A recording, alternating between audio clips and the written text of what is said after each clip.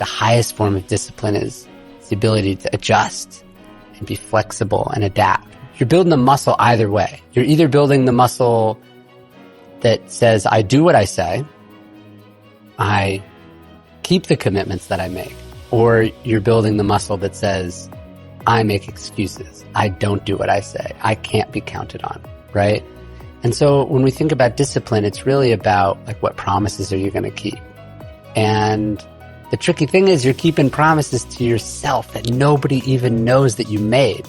Discipline is kind of the gateway drug to everything else in authority. And it's the gateway to composure, for sure. But getting your discipline modified is one of the fastest ways to make everything else change. And how do I fix my discipline if I'm an ill-disciplined person? Understanding what discipline is the most critical element. And I define this differently than most people. So I define discipline as your ability to prioritize the needs of your future self ahead of your own present self. And that's it. That's all that discipline is. I'm prioritizing the needs of future me. The first question I ask is, how do I want to spend my days? And so then you like draw a box, and inside that box, how can we make the most money, reach the most people, make the biggest impact, make the contribution that you want to make, but not outside of it. And what happens a lot of the time is people do that in reverse. They start by asking, how can we make the most money or reach the most people or make the biggest impact?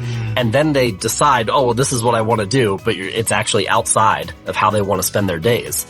And it's not going to work out well because, it goes back to our point previously about, is this fun? That if they don't want to spend their time that way, you're just grinding for a little while and eventually it's not going to work. That's the key for building systems that really work is this how you want to spend your days? The person who wants to live the lifestyle is much better positioned to get the result.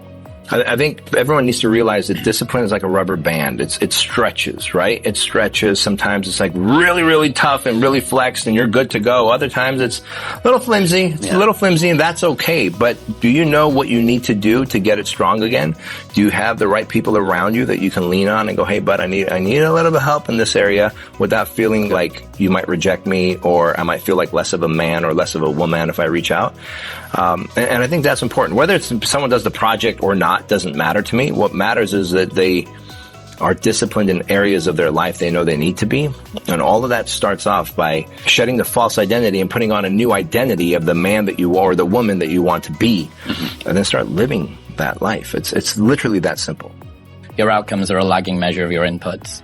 Where you're at is just a lagging measure of the things that you've gone toward that. And it seems like discipline is pretty much exactly the same. And that's where the line between your future destiny is dictated by your current discipline. It's about doing the things you don't like to do for an extended period of time without getting reward.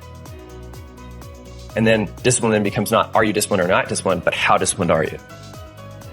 Everyone who doesn't have discipline created this false identity of themselves as, man, I'm just not a disciplined person. Well, if you keep saying I'm not a disciplined person, you just keep going further away from discipline. You have your standards that you selected for yourself that you are living up to. I told myself I'm going to do this hard thing. Now that hard thing is approaching. And am I going to come up with an excuse? Am I going to give myself a way out? Or I'm going to do it. And then when you do it, now you're in the middle of it. And now you're tired. And there's this voice inside of you that says, well, no one's watching. You can stop anytime you want. Just turn around. Just go back or slow down. It'd be easier if you slowed down. And the muscle or the part of you that is able to override that is a really critical muscle. All of our lives are about habits, not goals. But what are the habits that make my goal a byproduct? Everything is about byproducts in your whole life, whether you know it or not. So instead of setting goals, set like the byproduct. What are the byproducts I want to have for this year? And then what are the habits that make that up? So what the big mistake most people make is they see somebody like you. You go to the gym very often. You probably eat really clean. Somebody who doesn't live a very disciplined life would look at you and say, God, I want to be like Steven. He's got all this discipline. He's going to the gym. But they don't understand that you going to the gym isn't discipline. It's a habit. So you're not like forcing yourself to go do something. You're doing something that's a habit for you. the discipline only is necessary. You only need like a teaspoon of it at the very beginning to get this habit started. So start micro habits first and then bigger habits. So the discipline is not something that you should be seeing if you're seeing someone eat healthy and go to the gym, do all the stuff you want to do. Those are habits. And that person, you're not seeing a discipline at work right there. You're seeing a habit. The discipline was just at the beginning. And I think if more people knew that you're just exercising a little discipline at the very beginning, and then that's just what you do. It's like somebody who sees someone brushing their teeth every day. Like, wow, that's so much discipline. It's just what we do. It's a habit.